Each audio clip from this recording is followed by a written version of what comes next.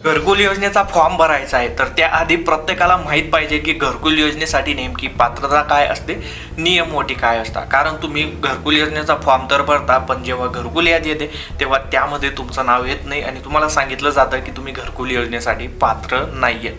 आणि तुम्हाला बोलता सुद्धा येत नाही, कारण तुम्हाला माहीतच नसतं की नेमकं घरकुल योजनेसाठी पात्रता काय असते. आणि घरकुल यादीमध्ये अशा सुद्धा लोकांची नावं येतात की जे घरकुल योजनेसाठी पात्र नाही आहेत. आणि जर तुम्हाला माहिती असेल की नेमकं घरकुल योजनेसाठी पात्रता काय आहे तर तुम्ही ग्रामपंचायतीमध्ये ग्रामसभेमध्ये बोलू शकता की घरकुल यादीमध्ये अशा लोकांचे नाव आहेत की जे घरकुल योजनेसाठी पात्र नाही आहेत आणि मी पात्र आहे तरी माझं नाव घरकुल यादीमध्ये का नाही आहे. हे तुम्ही केव्हा बोलू शकता, जेव्हा तुम्हाला घरकुल योजनेसाठी नेमकी पात्रता काय असते ते माहिती असेल. तर चला पाहूया घरकुल योजनेसाठी नेमकी पात्रता काय असते. पण त्याआधी चॅनलला सबस्क्राईब आणि फॉलो करून घ्या. असेच माहितीपूर्ण व्हिडिओ मी तुमच्यासाठी घेऊन येत असतो. तर स्क्रीनवरती तुम्ही पाहू शकता महाराष्ट्र शासनाचं हे परिपत्रक आहे. आणि हे परिपत्रक कशाचं आहे, प्रधानमंत्री आवास योजना ग्रामीणचं. आणि ज्यामध्ये दिलेलं आहे की घरकुल योजनेसाठी कोणते व्यक्ती पात्र आहेत, त्यासाठी नियम अटी काय आहेत, निकष काय आहेत. तर हे परिपत्रक तुम्हाला पाहिजे असेल तर मी देऊन देणार आहे. तर या ठिकाणी पाहू शकता तुम्ही, जर का तुमच्याकडे किंवा तुमच्या कुटुंबाकडे 3 किंवा 4 चाकी वाहन असेल तर तुम्ही घरकुल योजनेसाठी फॉर्म भरू शकत नाही किंवा तुम्ही पात्र नाही आहे. आणि जर का तुमच्याकडे तीन चाकी किंवा 4 चाकी वाहन नसेल तर तुम्ही पात्र आहात. जर का तुमच्या कुटुंबाकडे किंवा तुमच्याकडे 3 किंवा 4 चाकी कृषी उपकरण असेल तर तुम्ही पात्र नाही आहेत. आणि जर का नसेल तर तुम्ही पात्र आहात. आता 50,000 किंवा त्यापेक्षा जास्तचं क्रेडिट असलेलं किसान क्रेडिट कार्ड जर का तुमच्याकडे असेल किंवा तुमच्या कुटुंबाकडे असेल तर तुम्ही पात्र नाही आहेत. आणि जर काही क्रेडिट कार्ड नसेल तर तुम्ही पात्र आहात. त्यानंतर कुटुंबातील कोणताही सदस्य सरकारी कर्मचारी जर असेल तर तुम्ही पात्र नाही आहेत. आणि जर का तुमच्या कुटुंबात कोणताही व्यक्ती सरकारी कर्मचारी नसेल तर तुम्ही पात्र आहात. आता शासनाकडे नोंदणीकृत बिगर कृषी उद्योग असलेली कुटुंब, जर का तुमच्या कुटुंबाचा एखादा बिगर कृषी उद्योग नोंदणीकृत असेल तर तुम्ही पात्र नाही आहेत. आणि जर का तुमचा कोणताही व्यवसाय नसेल, कोणताही नोंदणीकृत कृषी उद्योग नसेल तर तुम्ही पात्र आहात. त्यानंतर कुटुंबातील कोणताही सदस्य दरमहा 15,000पेक्षा जास्त कमवत असेल तर तुम्ही पात्र नाही आहेत. आणि तुमच्या कुटुंबात कोणताही व्यक्ती 15,000पेक्षा जास्त पैसे कमवत नसेल तर तुम्ही पात्र आहात.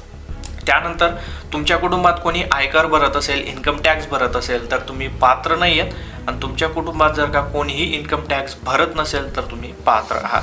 आता तुमच्या कुटुंबात कोणी व्यवसायिक कर भरत असेल, म्हणजे बिझनेस इन्कम टॅक्स भरत असेल तर तुम्ही पात्र नाही आहेत. आणि जर का कोणीही व्यवसाय कर भरत नसेल तर तुमचं कुटुंब किंवा तुम्ही पात्र आहात. आता तुमच्याकडे जर का 2.5 एकरपेक्षा जास्त शेती बागायती असेल तर तुम्ही पात्र नाही आहेत.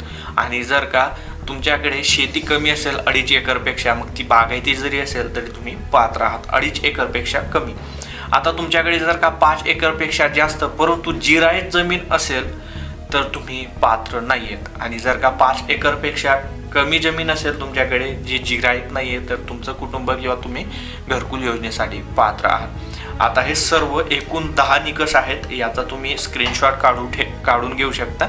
आणि ही जर का PDF तुम्हाला पाहिजे असेल तर मी आपल्या यूट्यूब व्हिडिओच्या डिस्क्रिप्शनमध्ये देऊन देणार आहे. आणि जर हा व्हिडिओ तुम्ही फेसबुकवरती पाहत असाल तर लिंक मी तुम्हाला कमेंटमध्ये देऊन देणार आहे. त्यानंतर 2 महत्त्वाचे निकष, 2 महत्त्वाच्या अटी या परिपत्रकामध्ये नाही आहेत.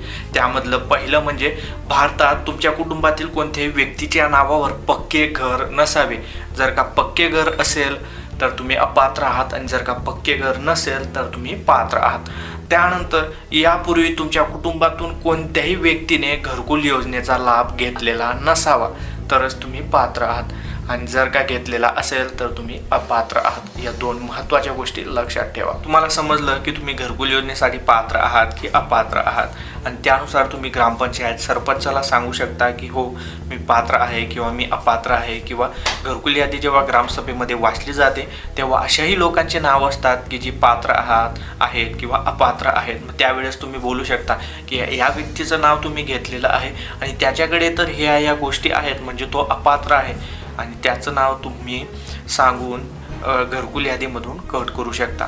किंवा अशा लोकांची नावं सुद्धा टाकू शकता की जे घरकुल योजनेसाठी पात्र आहेत पण त्यांचं नाव घरकुल यादीमध्ये नाही आहे. आता तुम्ही पात्र आहेत, तुम्ही घरकुल योजनेसाठी फॉर्म भरलेला होता तरी तुमचं नाव घरकुल यादीमध्ये आलं नाही किंवा तुमच्याकडून घरकुल योजनेचा फॉर्मच भरला गेलेला नाही आहे, तुम्हाला माहीतच नव्हतं किंवा विसरच पडला किंवा तुम्ही कामानिमित्त बाहेर कुठच्या तरी गावामध्ये राहता, शहरामध्ये राहता, त्यामुळे तुमच्याकडून घरकुल योजनेचा फॉर्म भरणं राहून गेलं, परंतु घरकुल योजनेसाठी तुम्ही पात्र आहेत, हे जे मी नियम अटी निकष सांगितले यामध्ये तुम्ही बसता, तर तुम्ही तुमचं नाव घरकुल यादीमध्ये कशाप्रकारे टाकून घ्यायचं ते आपण नेक्स्ट व्हिडिओमध्ये पाहणार आहोत. त्यामुळे चॅनलला सबस्क्राईब आणि फॉलो करून घ्या. व्हिडिओ आवडला असेल तर लाईक करा, जास्तीत जास्त लोकांपर्यंत शेअर करा, कारण आहे ना 80% लोकांना माहीतच नसतं की नेमकं घरकुल योजनेसाठी पात्रता नेमकी काय आहे, त्याचे नियम अटी काय आहेत. तुमच्या काही शंका असतील तर कमेंट्स करा. मी अविनाश तिरमले पुन्हा भेटू अशाच एका नवीन आणि माहितीपूर्ण व्हिडिओमध्ये. तोपर्यंत जय महाराष्ट्र, जय खानदेश.